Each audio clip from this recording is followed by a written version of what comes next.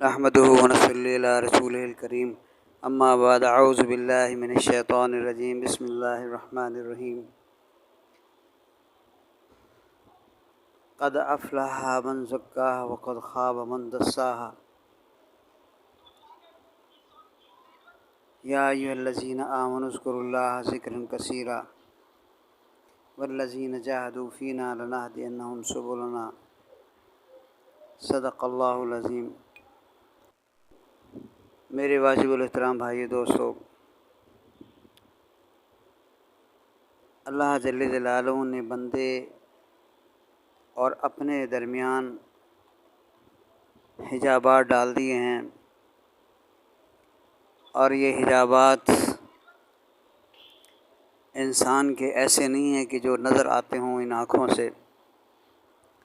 بلکہ یہ حجابات انسان کے اپنے اندر ہیں،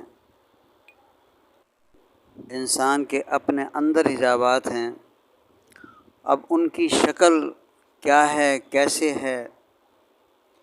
اس کو ہم نے جاننا ہے۔ ہر بندے کی روح اپنے رب سے ملنے کو تڑپتی ہے، اپنے رب کی یاد میں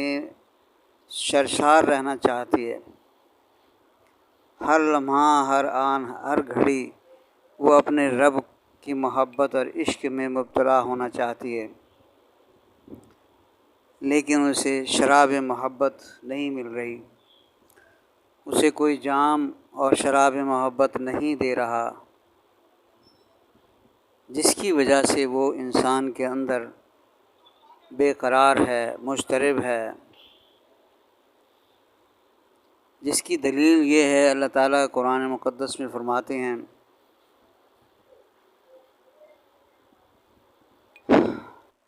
الا بذکر اللہ تطمئن القلوب،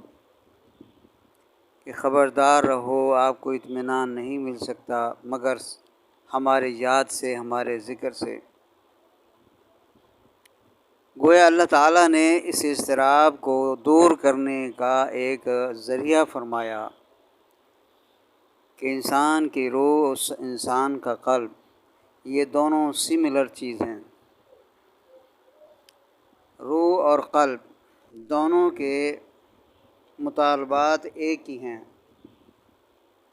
کہ وہ اللہ تعالیٰ کی محبت اور عشق میں ہر وقت سرشار رہنا چاہتے ہیں۔ تو میرے اللہ نے ایک آسان سا راستہ اس بندے کے لیے تجویز فرما دیا کہ میرا ذکر کرو گے تو تمہیں تمہاری روح کو سکون ملے گا، خوشی ملے گی، راحت ملے گی، وگرنہ اس کے علاوہ اللہ تعالیٰ نے خبردار کر دیا کہ اس کے علاوہ کوئی آپ کو سکون دینے والی چیز نہیں ہے۔ اب اس ذکر میں تمام احکامات الہیہ آ گئے، تمام احکامات نبی علیہ السلام، احادیث مبارکہ آ گئیں، آپ کی ہر سنت آ گئی، قرآن مقدس کے تمام فرامین آ گئے۔ تو ان اعمال کو کرتے ہوئے ہم نے اللہ تعالیٰ کا ذکر وہ مخصوص طریقے سے ایک طرف بیٹھ کر اللہ کو یاد کرنا ہے۔ ایک حدیث پاک میں آتا ہے کہ عرش کے نیچے جب قیامت کے روز سارے لوگ پریشان ہوں گے، نفسا نفسی ہوگی، تو ایک گروپ ایسا ہوگا جس کے لیے عرش کے نیچے سائے میں، عرش کے سائے میں اس کو مہمانی کھلائی جا رہی ہوگی۔ وہ گروپ کون ہوگا؟ خوش نصیب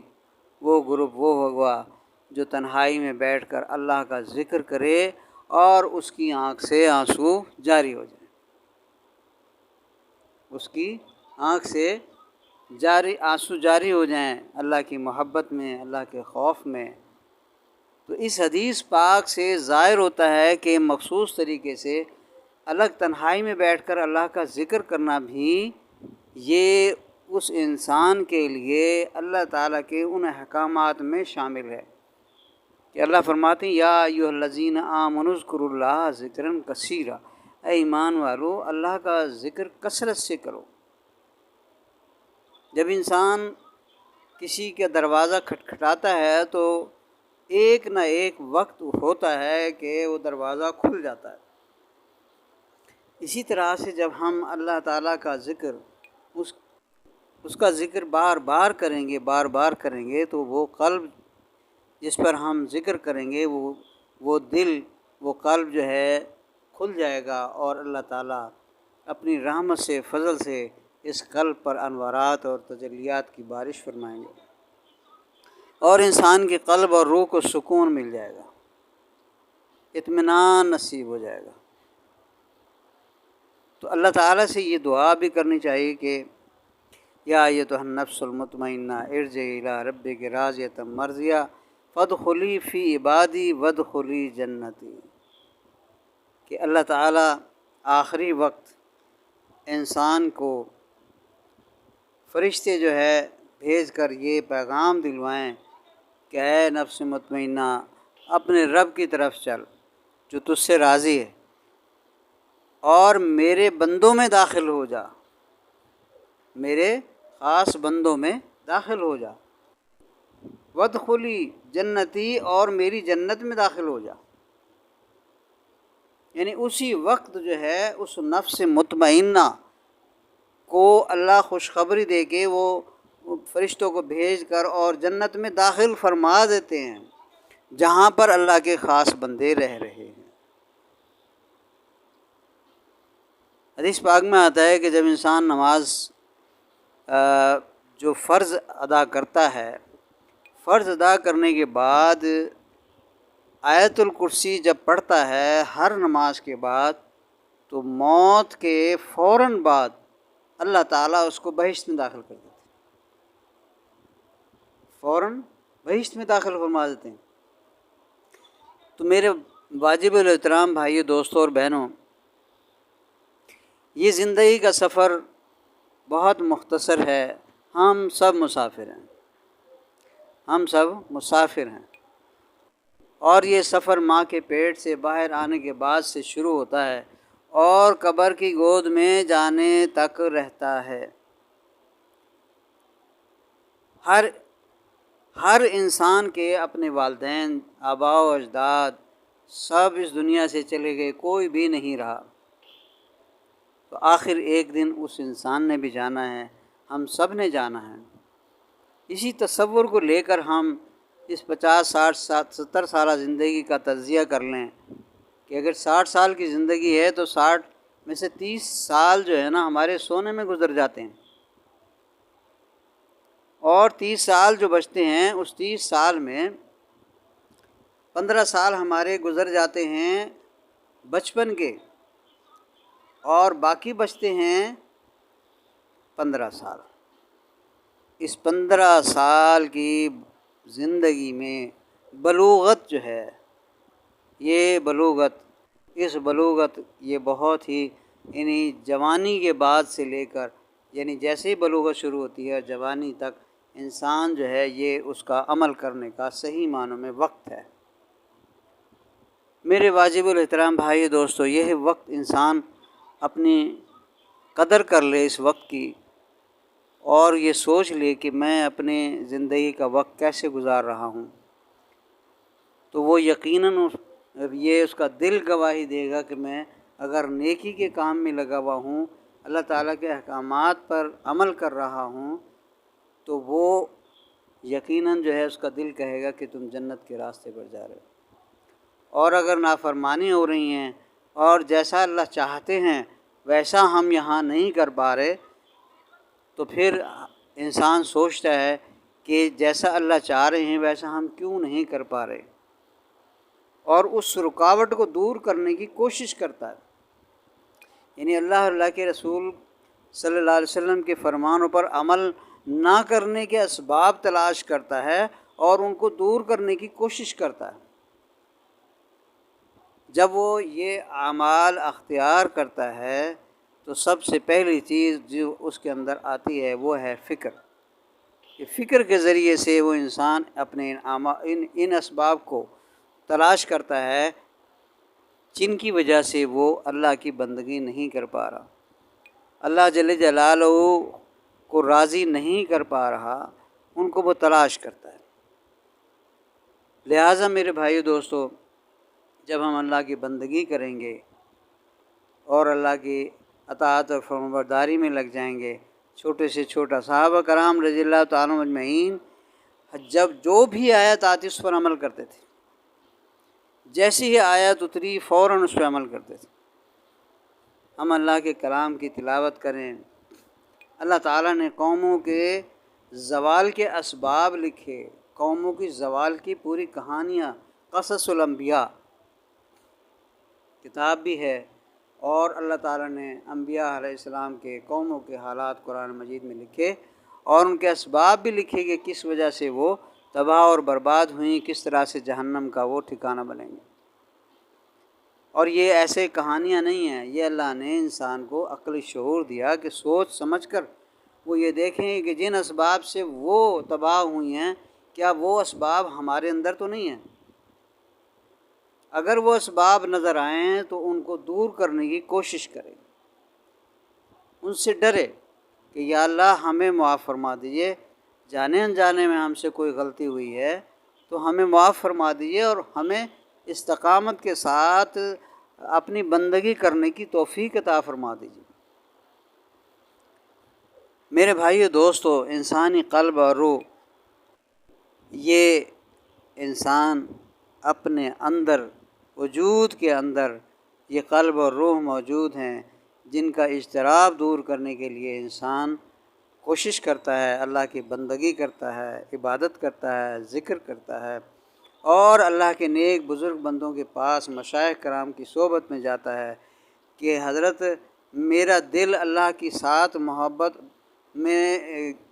زیادہ سے زیادہ اس دل کے اندر اللہ تعالیٰ کی پیدا ہو جائے، اللہ تعالیٰ کی پہچان نصیب ہو جائے، معرفت حاصل ہو جائے۔ ہمیں کوئی ایسا وظیفہ، ایسا عمل، ایسا طریقہ سکھا دیجئے، وہ سلوک طے کرا دیجئے جس سے کہ اللہ اور بندے کے درمیان جتنے حجابات ہیں وہ سارے کے سارے دور ہو جائیں، اور ہمارا دل اور روح جو ہے ہر وقت شاداں فرحاں اللہ تعالیٰ کی محبت اور عشق میں، اور اس کی یاد اور ذکر میں، اس کے خیال اور تصور میں، مراقبے میں سرشار رہے، اور شریعت، اللہ تعالیٰ کی شریعت پر عمل کرنے کے لیے بے چین رہے کہ جیسے ہی اذان ہو میں انتظار میں ہوں، اذان ہوتے ہی مسجد میں جانے کی اسے پہلے سے فکر ہو، اہتمام ہو۔ اسی طرح سے روزانہ تلاوت کرنے، روزانہ ذکر کرنے، درود پاک جناب رسول پاک صلی اللہ علیہ وسلم پر درود پاک پڑھنے کا شوق پیدا ہو جائے۔ میرے بھائیو، دل اگر زندہ ہے، دل صحت مند ہے، روح زندہ ہے، روح صحت مند ہے، تو یہ اعمال ایسے ہوں گے کہ انسان کو ان کا احساس بھی نہیں ہوگا، وہ کوئی پریشانی نہیں ہوگی، بلکہ وہ شوق سے کریں گے۔ تو اس دل اور روح کو، اس قلب کو اور روح کو صحت مند رکھنے کے لیے، صحت مند کرنے کے لیے بزرگان کے پاس انسان، مشائخ کرام کے پاس جاتا ہے، اولیاء کرام کے پاس جاتا ہے کہ ہمارے دل کا، ہماری روح کا علاج کیجیے، کہ یہ اپنی اللہ تعالیٰ کے احکامات والی جو غذا ہے، روحانی غذا، اس کو شوق نہیں ہے اسے ان اعمال کو، ان غذا کو اختیار کرنے کا، اس کو بھوک نہیں ہے۔ نماز کا وقت ہوتا ہے اور نماز کا اہتمام نہیں، ذکر کرنے کو دل نہیں چاہتا، تلاوت کرنے کو دل نہیں چاہتا، نیک اعمال کرنے کو دل نہیں چاہتا، اللہ تعالیٰ کے احکامات اور نبی پاک صلی اللہ علیہ وسلم کے فرمانوں پر عمل کرنے کا دل نہیں چاہتا۔ یہ سارے روحانی امراض ہیں، غیبت، چغلی اور جتنی بھی حسد، کینہ، بغض، غصہ، نفرت، پتہ نہیں کیا کچھ ہمارے اندر ہے، یہ سب کچھ نہیں نکل رہا۔ تو یہ کیسے نکلے گا؟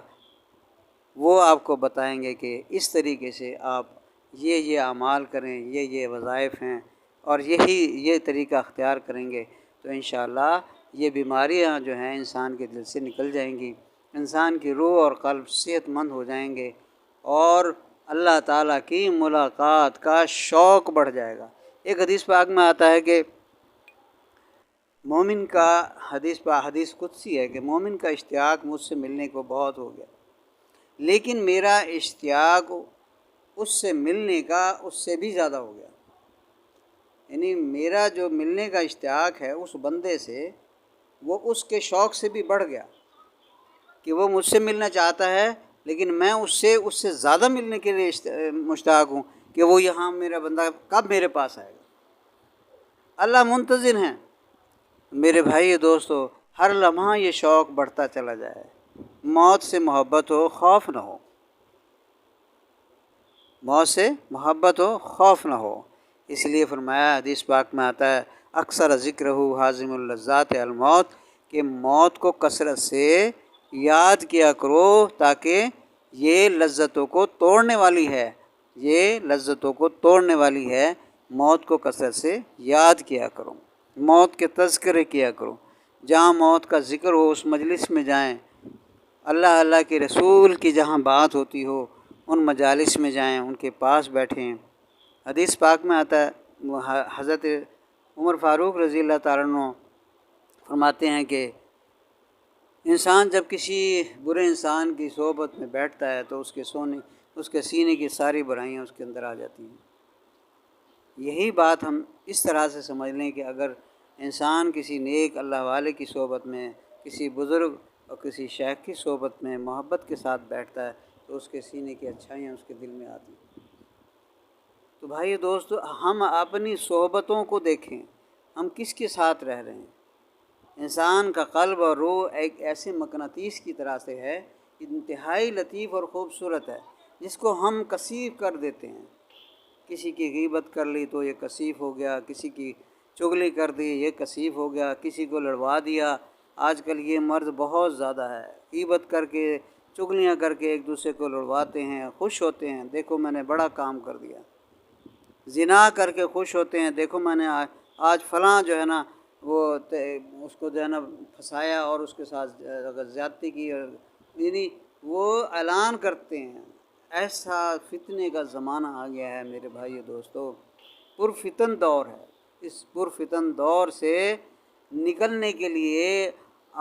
ہم اکیلے کچھ نہیں کر سکتے،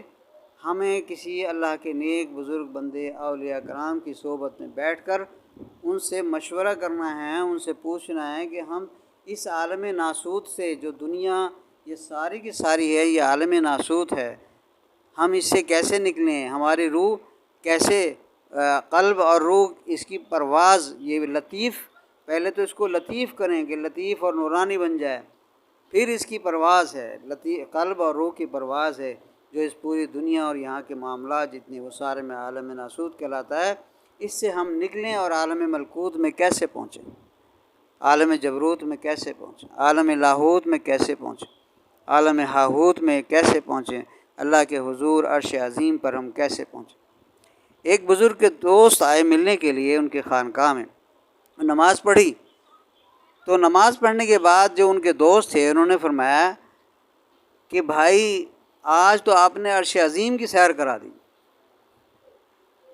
آج آپ نے نماز میں عرش عظیم کی سیر کرا دی۔ حقیقت یہی ہے میرے بھائیو دوستو کہ جب ہم ایسے لوگوں کے ساتھ ہم بیٹھیں گے تو انشاءاللہ تعالی عزیز جو ان کے اندر اللہ تعالیٰ کی محبت و معرفت اور اس کے انوارات جاری ساری ہیں وہ بھی تقسیم ہوں گے، وہ بھی ہمارا قلب، ہماری روح جذب کرے گا، اور جذب کر کے اس میں اتنی قوت پیدا ہو جائے گی ان کی دعاؤں سے، بزرگوں کی دعاؤں سے، توجہ سے، اور ان کو بتائے ہوئے ذکر اذکار مراقبات سے، کہ وہ قلب اور روح اس عالم ناسوت سے نکل کر عالم ملکوت میں جانے کے لیے تیار ہو جائے گی۔ میرے بھائی دوستو، بہت فکر کی ضرورت ہے، بہت زیادہ۔ میرے اللہ بار بار فرماتے ہیں وفی انفسکم افلا تبصرون، کہ تم اپنے اندر ہماری نشانیاں دیکھو کہ ہم نے کیا کچھ رکھا ہے۔ ہمارے سینے میں اللہ تعالیٰ نے لطائف رکھے ہیں جو اپنی ذات سے تعلق کو جوڑنے کے لیے اللہ نے فٹ کر دیے ہیں۔ ان لطائف سے مشائخ کرام جو ہے وہ آگاہ فرمائیں گے کہ یہ تمہارے اندر یہ ذرائع ہیں جن سے اللہ تعالیٰ کی ذات سے تمہارا تعلق جڑے گا، اور ان لطائف سے حجابات، جو ہر لطیفے پر 10,000 حجابات ہیں، کل 7 لطیفے، 70,000 حجابات جو ہیں نا وہ بندے اور اللہ کے درمیان ہیں،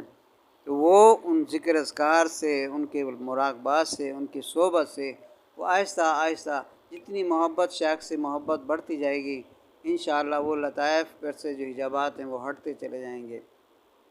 جیسے جیسے ان کو بتاتے جائیں ویسے ویسے کرتے جائیں انشاءاللہ وہ حجابات ہٹتے جائیں گے. پھر ہماری روح اور ہمارا قلب جو ہے وہ اللہ تعالیٰ کے انوارات، اور چونکہ پردہ ہٹ جائے گا، حجاب کے معنی پردہ، وہ پردہ ہٹ جائے گا تو اللہ تعالیٰ تو نور ہی نور ہیں، وہ نور ہمارے قلب اور روح پر پڑے گا اور ہمارا قلب اور روح اس کو راستہ مل جائے گا عالم ملکوت میں جانے کا، عالم جبروت اور تمام آگے تک عرش عظیم تک جو ہے وہ پہنچنے کا اس کو ذریعہ مل جائے گا. جیسے وہ بزرگ فرما رہے تھے کہ بھائی آج تو آپ نے عرش عظیم کی سیر کرا دی، تو معلوم یہ ہوا کہ ان سب کے حجابات ہٹ چکے تھے. بھائی دوستو، روحانیت کا یہی خلاصہ ہے، تصوف کا یہی خلاصہ ہے کہ ہم اللہ تعالیٰ کی محبت اور عشق اپنے اندر پیدا کر لیں، اور جو اسباب ان اللہ تعالیٰ کی محبت اور عشق نہ ہونے کے ہیں، جو حجابات، جو رکاوٹیں ہیں، ان سب کو دور کرنے کی کوشش کرنی ہے. آج المیہ یہ ہے کہ ہم اللہ کے نیک بندوں سے، بزرگان سے دور ہیں، ان کی صحبت سے دور ہیں، ان کی صحبت میں جانے کی ہمیں آرزو ہی نہیں ہے کہ ہم اپنے قلب جو بیمار ہے، ہماری روح جو بیمار ہے، اس کو طاقتور، صحت مند، تندرست بنائیں کہ وہ اللہ کی مشتاق بن جائے، موت سے پیار ہو جائے. موت تو تحفہ ہے. حدیث پاک میں آتا ہے کہ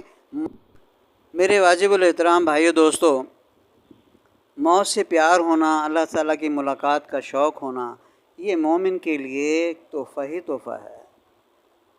بھائیو دوستو، یہ زندگی ہم اس کو، جسم کو ہی سب کچھ نہ سمجھیں، بلکہ اس کے اندر جو کچھ بھی ہے